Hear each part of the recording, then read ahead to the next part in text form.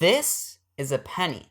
Did you know you could make a fully legal commander deck for just this much? Well, you can. The cost of a deck depends on how we define it. Where do we order cards? Do we include shipping? Do we have to pay for basic lands? First, let's see the cheapest decks with different methods of pricing, then we can move to a more practical application of low budget. So let's go back to that 1 cent claim. This claim uses a definition that allows us to get the lowest price, that we don't count shipping and that we don't have to pay for basic lands, and that we use TCG Player for prices. Now, most sites have a minimum price for cards, and anything worth less than that just gets marked up. For some reason, TCG Player doesn't have that. It most likely means they're losing money on these transactions, but it's good for the video, so I'll take it. We can take the cheapest commander, which is tied between Siani and Glacian, which are both 1 cent. Siani can attack and deal damage, so it's the better choice. It's a 3/2 flyer for 4 mana, and when it attacks, you scry X, where X is the number of flying creatures you have attacking. If we use this with 99 islands, which are considered free,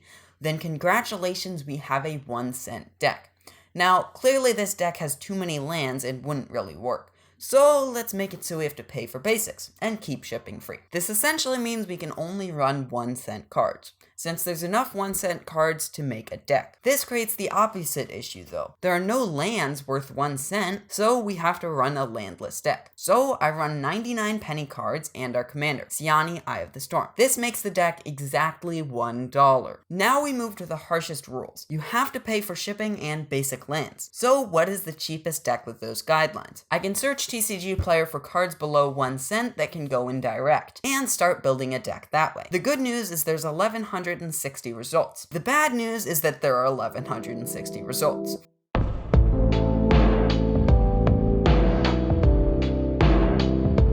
Alright, so that took 3 or 4 hours, not too bad, and the deck would cost exactly $3. 101 for cards and $1.99 for shipping. We still have to use the cheapest commander, so we can use Siani and run mono blue. This looks very similar to the pay for basics free shipping version, and runs all 1 cent cards. But this time they have to be 1 cent cards on TCG Player Direct, which is a different set of cards. Every extra seller we add adds 78 cents to our total, so we can't add any more sellers. This deck also can't include any lands since there are still no 1 cent lands. Those are the hypothetically low prices, and it's pretty clear to see that you wouldn't want to actually play these. They simply wouldn't function due to either having too many lands or too few. So let's move to more viable decks. But what is the fairest pricing method? Well, in my opinion, the best method is shipping price included, but basic lands not included. My reasoning is that most people who play Magic have tons of extra basics, and if you buy cards online, paying for shipping is simply a part of it. 262 budget is the threshold of including 37 lands and only cards that cost 1 cent on TCG Player Direct. It's surprisingly versatile as there are a lot of 1 cent cards to work with, over 1,000, although most of the time you'd end up much better off if you were just to look through your collection and not buy anything new, buy literally any precon, or rebuild a deck that's missing half of its pieces.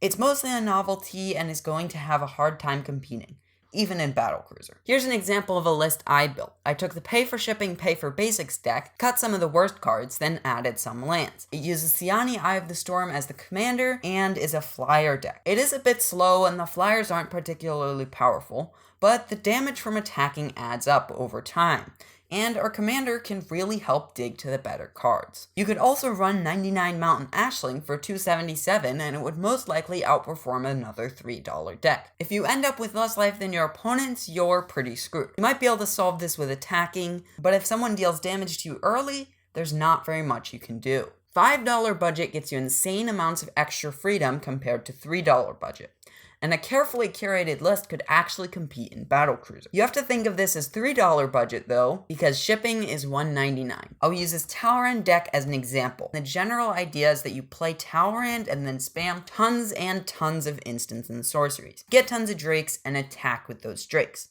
A lot of the instants and sorceries we're running include cantrips or draw, so we can draw into more instants and sorceries, or just other value like counterspells. We have a surprisingly high amount of ramp, draw, and removal, which are some of the most important parts of a deck and common sacrifices of a low budget. and this deck excels at it. $10 budget decks can compete in Battlecruiser consistently. You can even play them in low power, although they may struggle to compete, or you'll have to dig for a good enough commander. There's a link in the description to Ezra's Archidekt, which has a ton of decks in this price range. They were originally built as $5 decks, but price growth and shipping costs mean that it's closer to $10. $25 budget decks can consistently compete in low power, and with careful construction they can compete in mid power. There are even a few Burzen's price range that can compete in high power. Anything beyond this is about freedom and choice, about colors, commander, archetype, and cards. This is one of the most widely explored budget ranges, and you have a huge amount of decks to choose from. While most of these decks won't count shipping, it shouldn't be too far off. I've even made some $25 budget decks with Orvar the Allform and Bergi God of Storytelling. The ability to play in high power groups with a $25 budget is really surprising and amazing, but there are a few variations that can do it. Most of these are built around comboing off, and you can tutor for the combo with your commander. There really aren't very many lines that can pull this off. Here are some choices ordered by playability. With Prime Speaker Vannifar as the commander, we can build around the combo on screen. The line and Vannifar cost $17, which isn't cheap, but it's also not prohibitively expensive. To pull off the combo, you'll need a creature to start the combo with, you'll need either a spell to cast in the middle of the combo, or an extra mana and an instant or sorcery in your grave, and you'll need a way to untap Vannifar. Then you'll need a way to draw a card, or hope our lab man sticks around to the next turn. It will have hexproof though, so that should help. I did make a version of this deck, and I think it would work fairly well, but the amount of requirements to pull off the combo means that I think it could compete in high power, but it would be at a slight disadvantage. With Varagoth as the commander, we can run Ad Nauseam, draw your whole deck, play Darksphere, then Sickening Dreams, and kill all your opponents. This line costs $16 and requires 1 tutor with our commander, and 7 mana on the turn we win. This could totally compete in high power. We may also want to add Zern Orb depending on the total CMC of our deck. Another option with Varagoth as the commander is to search for a Rings of Brightheart. Search twice next time and find Basalt Monolith and Goblin Cannon. Use the Monolith to make infinite mana and the Goblin Cannon to kill everyone with said infinite mana. The turn you win, you'll need 7 mana, and the first time you attack, you'll need your commander to survive, or you'll have to recast it. But all considered, those aren't difficult to meet. This line only costs $13, and fitting the rest of the deck in the remaining budget should be fairly easy. I could definitely see this competing in high power. Now, it is true that with almost all of these decks, that if someone dismantles our combo, we just lose. But that's why we need to run a huge amount of protection and counterspells to keep our cards around. $50 budget decks can compete consistently in mid-power. The amount of high-power decks you can run goes from like 5 to a couple dozen. And the number of mid decks goes from, if you carefully build out, maybe like 30 commanders, to hundreds and hundreds of options. This range is also very well explored. This is mainly an expansion of choice for archetype, commander, colors, and cards. The more money we add to a budget, the stronger we can make the decks, which increases the number of decks we can use in a specific power level. $100 budget decks can compete consistently in mid-power, and it widens the scope of archetypes and options you have to play. You don't have to build nearly as carefully anymore. $200 is my threshold of freedom. You can build 90% of archetypes for mid-power and run some expensive cards.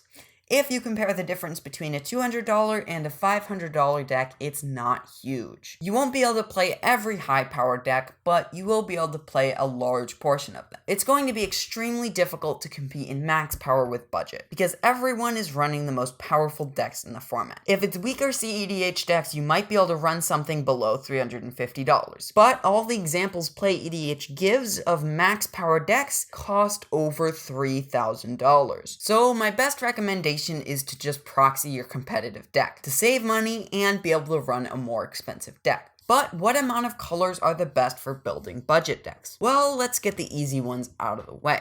4 and 5 color decks do not work with budget due to the added cost of mana fixing, and the reduced consistency of these decks due to bad mana fixing. So let's talk about 1, 2, and 3 color decks. Here's my take. The more colors you add, the more cards you add. And when playable, cheap cards are a limited resource, upping our card quality can have a huge positive impact. But it comes with one big trade-off. You may have to run mana fixing. You don't really have to worry about this in mono or 2 color decks, but in 3 color decks, the mana mana costs can be an issue. It's a trade-off and it can be worth it, but most of the time it's only worth it in decks that cost more than $25. But with that said, I think that slightly worse fixing is a trade-off that's worth it in 2-color, and that 2-color is the best number of colors for budget, especially because combos can help prop up low-budget decks. And the more colors you have, the more combos you have. I am going to do a video on Archidekt versus Tapped Out versus Moxfield. If that's a video you want to see, subscribe with notifications on so you'll see when it comes out. Thank you to Ezra from the Young Pyromancers podcast for helping me with this video. He helped with a lot of decks and opinions. He's been interested in super budget decks for a lot longer than I have and has built a lot of relevant decks. His Moxfield account and podcast are linked below. Thank you for listening, and I will see you next time.